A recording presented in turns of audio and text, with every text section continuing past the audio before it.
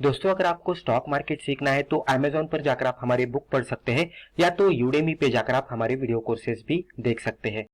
Hello friends, welcome to our channel learn stock charts to earn.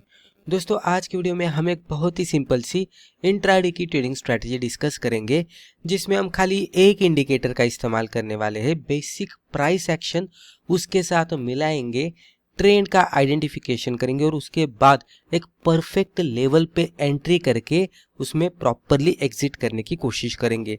बहुत ही बढ़िया तरीके से ये सेटअप वर्कआउट होता है।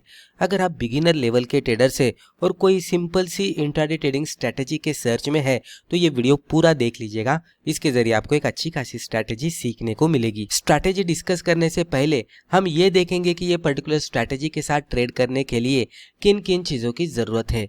तो what we need, time frame, हम यहाँ पे 5 मिनट का कैंडलस्टिक चार्ट इस्तेमाल करने वाले हैं। उसी के साथ इंडिकेटर, जैसे कि हमने कहा कि हम यहाँ पे खाली एक ही इंडिकेटर का इस्तेमाल करेंगे, तो यहाँ पे हम एक्सपोनेंशियल मूविंग एवरेज का इस्तेमाल करने वाले हैं। दोस्तों, जब भी हम मूविंग एवरेज इस्तेमाल करते हैं तो moving average itself is a trend following indicator.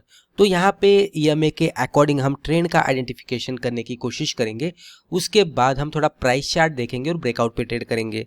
तो next point is trend identification. तो ट्रेंड आइडेंटिफिकेशन करने के लिए हम ईएमए यहाँ पे इस्तेमाल कर ही रहे हैं, लेकिन उसी के साथ प्राइसेस पे जो हायर हाई हायर लो या तो लोअर लो लोअर हाई बनते रहते हैं, तो उसके अकॉर्डिंग भी हम ट्रेंड का आइडेंटिफिकेशन कर सकते हैं। सब कुछ मिलाकर यहाँ पे प्रॉपर सेटअप ढूंढने की कोशिश करनी है।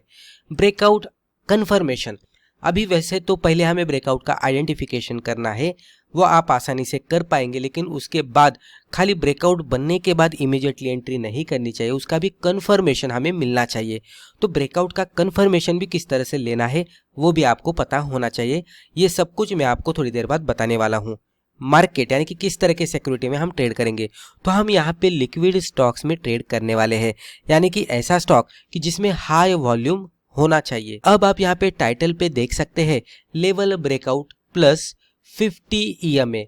तो ये क्या है? तो पहले मैं 50 ईएमए के अकॉर्डिंग आपको बताने की कोशिश करता हूँ कि मान लीजिए कि ये पिंक कलर में इस तरह से 50 ईएमए है और इसके ऊपर हम ब्लू कलर में इस तरह से प्राइस चार्ट ड्रॉ करते हैं। जब भी प्राइस चार्ट हमें 50 ईएमए के ऊपर दिखेगा, यहाँ पे बाय करके चलना है, इसमें अप ट्रेंड चल रहा है। अगर कोई स्टॉक का प्राइस चार्ट 50 ईएमए के नीचे ट्रेड कर रहा है तो इसमें डाउन ट्रेंड चल रहा है, इसमें सेल करके चलना है। कभी कभी ये भी सिचुएशन बनती है कि प्राइस चार्ट नीचे से ऊपर जाता है और ऊपर जाते जाते 50 ईएमए को इस तरह से ब्रेकआउट देता है बुलिश कैंडलस्टिक के साथ। तो जब भी ब्रेकआउट मिलेगा तो फाइनली हमारे प्राइसेस 50 ईएमए के ऊपर आकर क्लोज आउट दे चुके हैं। तो यहाँ पे प्राइसेस अभी 50 ईएमए के ऊपर है, तो इसके बाद भी हमें बाय करके चलना चाहिए। अगर कोई कैंडलस्टिक इस तरह से ऊपर से नीचे आकर ब्रेकडाउन देती है तो यहाँ पे भी हमें समझना चाहिए कि इसकी जो क्लोजिंग हुई है ये बियरिश कैंडल है, रेड कैंडल, तो इसकी क्लोजिंग हुई है ये 50 ईएमए के नीचे जाकर हुई है। तो जैसे ये नीचे जाता है तो ये सेल के इंडिकेशन दे रहा है, इसके नीचे फर्दर गिरावट आने की संभावना होती है, तो इसके नीचे हम ट्रेड करने की कोशिश करेंगे सेल साइड में। तो इस तरह से 50 ईएमए का हम इस्तेमाल करने वाले हैं।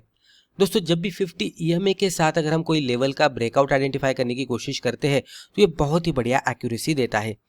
जैसे कि मान लीजिए कि ये 50 ईएमए इस तरह से है और ये ब्लैक कलर में मैं प्राइस चार्ट ड्रॉ करता हूँ, कंसिडर कीजिए कि इस तरह से है। फिलहाल अगर आप देखेंगे तो ये आपको दिख रहा है 50 ईएमए के नीचे। जब भी हम इसको देखते हैं तो ये हमें दिख रहा है साइडवेज रेंज में, राइट। तो इस तरह से ये साइडवेज रेंज में ट्रेड करता हुआ दिख रहा है, राइट। एक रेंज में दिख रहा है, थोड़ा सा ऊपर हो सकता है, साइडवेज हो सकता है। यानी कि अगर हम चैनल ड्रॉ करेंगे तो ये साइडवेज चैनल हो सकता है, डिसेंडिंग चैनल हो सकता है, असेंडिंग चैनल हो सकता है, कुछ भी हो सकता है, लेकिन एक रेंज में ट्रेड कर रहा है, एक हमें रेजिस्टेंस दिख रहा है प्राइसेस के अकॉर्डिंग। जब भी कोई भी कैंडल आगे जाकर कंसिडर करते कि इस तरह से ब्रेकआउट देती है, कि जो कैंडल पे हमें पता लगता है कि ये जो कैंडल ने ब्रेकआउट दिया है ये ब्रेकआउट हमारा इसके हिसाब से देखेंगे तो 50 ईएमए के ऊपर जाकर भी हुआ है, और उसी के साथ देखेंगे तो ये जो रेंज फॉर्मेशन यहाँ पे हुआ था, यानी कि ये जो लेवल का फॉर्मेशन यहाँ पे हुआ था, तो ये लेवल को भी ब्रेकआउट दिया है।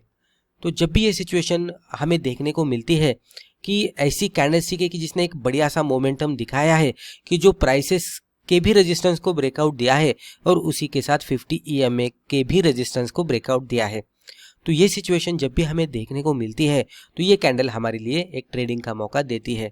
इसके अकॉर्डिंग ट्रेड करने के लिए कैंडल के हाई के ऊपर एंट्री, लो के नीचे स्टॉप लॉस और सिंपली 1:2 का टारगेट हम एक्सपेक्ट कर सकते हैं। ये बहुत ही बढ़िया सा वर्कआउट होता हुआ हमें देखने को मिलेगा। इसकी एक्यूरेसी भी अच्छी खासी है क्योंकि इसने प्राइसेस के रेंज को ब्रेकआउट दिया है, लेवल को ब्रेकआउट दिया है, या तो सपोर्ट रेजिस्टेंस को ब्रेकआउट दिया है और उसी के साथ 50 EMA को भी ब्रेकआउट दिया है। और जो बुलिश कैंडल हमें देखने को मिलती है वो एक ट्रेंड चेंज का या तो एक लेवल चेंज का हमें इंडिकेशन देती है, जिसके बाद एक बढ़िया सा ट्रेंड बनता है। तो परफेक्ट एंट्री हमारी यहाँ पे हो जाती है। परफेक्ट एंट्री किस तरह से, तो पहले स्टॉक पूरी तरह से इस तरह से साइडवेज में था और ये कैंडल ब्रेकआउट के बाद इसमें एक ट्रेंड की जस्ट शुरुआत हुई है और शुरुआत होते ही हमने यहाँ पे एंट्री की है और यहाँ से फिर इसमें एक मोमेंटम बना है और यहाँ पे मान लीजिए 1:2 पे हमने एग्जिट किया। तो ये जो ट्रेंड के एग्जैक्ट शुरुआत होने के समय पे जब भी हम एंट्री करते हैं तो इस तरह के एंट्री को परफेक्ट एंट्री माना जाता है, क्योंकि यहाँ से हमें बहुत ही बढ़िया आगे जाकर प्रॉफिट मिलने की संभावना होती है। तो इस तरह से इसको एग्जीक्यूट करना है। अब एक एग्जाम्पल देखते हैं, आपको पूरी तरह से ये क्लियर हो जाएगा। अब आप यहाँ पे देख सकते हैं एग्जाम्पल के तौर पर हमने यहाँ पे 5 मिनट का कैंडलस्टिक चार्ट ओपन किया है।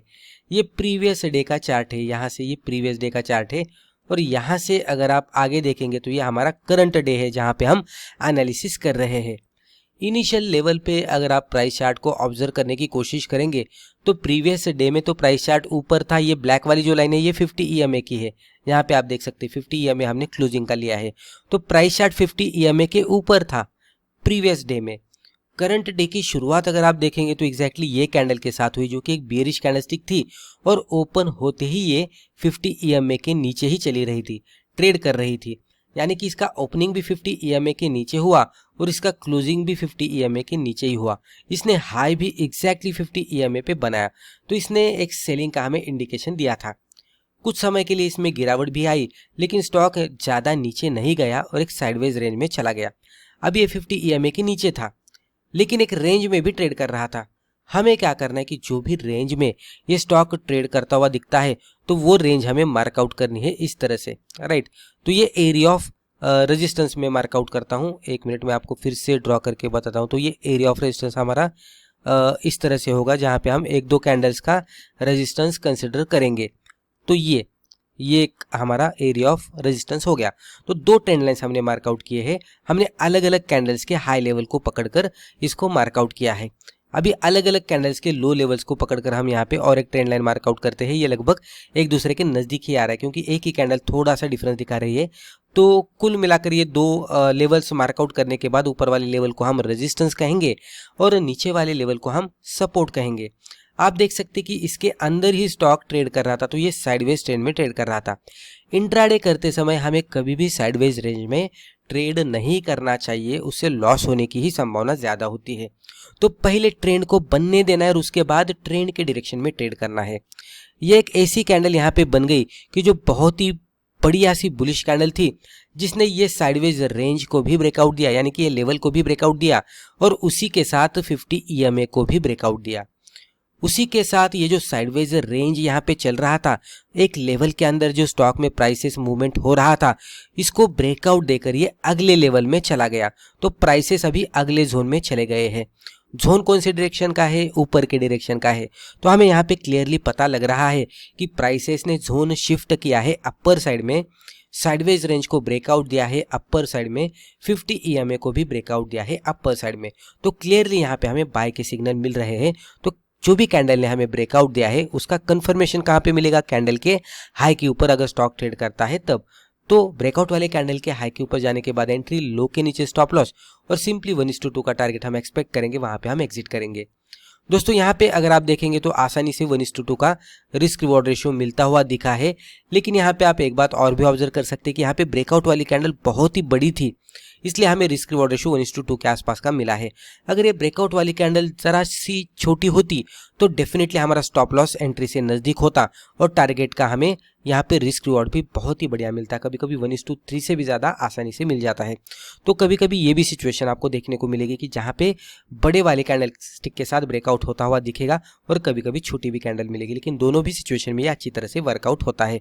तो मुझे लगता है कि आपको समझ में आया होगा। अब कुछ इंपॉर्टेंट पॉइंट्स हम देखते हैं। जब भी हम इंट्राडे में ट्रेडिंग करेंगे तो ओवर ट्रेडिंग से बचना है। तो no over trading, wait for breakout. जो भी अभी ब्रेकआउट हमने देखा है तो क्लोजिंग बेसिस पे होना चाहिए, उसका वेट करना है, wait for confirmation. Further breakout वाली जो कैंडल है उसका हाई भी ब्रेक होना चाहिए, वो भी हमारा कंफर्मेशन का क्राइटेरिया है। फॉलो रिस्क रिवॉर्ड, एटलीस्ट 1:2 का रिस्क रिवॉर्ड रेशियो मिलना चाहिए, उससे ज़्यादा मिलता है तो हम वो ट्रेलिंग के साथ लेके जाने की कोशिश करेंगे। फॉलो स्टॉप लॉस, इतना सब कुछ देखने के बाद अगर हमारा स्टॉप लॉस हिट होता है तो हम यहाँ पे एक्सेप्ट करेंगे, एग्जिट करेंगे, अगले अपॉर्चुनिटी का इंतजार करेंगे, लेकिन ओवर ट्रेडिंग से बचेंगे। Most important is do paper trading first. जब भी हम कोई भी नई ट्रेडिंग स्ट्रैटेजी सीखते हैं तो उसके बारे में ज़्यादा पता नहीं होता, तो पहले तो बहुत सारी बैक टेस्टिंग करनी चाहिए, फिर पेपर ट्रेडिंग करनी चाहिए। अगर रिजल्ट सक्सेसफुल दिखता है तो पहले कम क्वांटिटी के साथ, और फिर जैसे जैसे आगे बढ़ेंगे रिजल्ट पॉजिटिव दिखेगा, सक्सेसफुल दिखेगा, वैसे वैसे हम धीरे धीरे करके क्वांटिटी बढ़ाकर भी ट्रेड कर सकते हैं। तो दोस्तों मुझे लगता है कि रिस्पेक्टिव वीडियो में हमने जो भी डिस्कस किया इससे आपको ज़रूर फ़ायदा हुआ होगा। Thank you.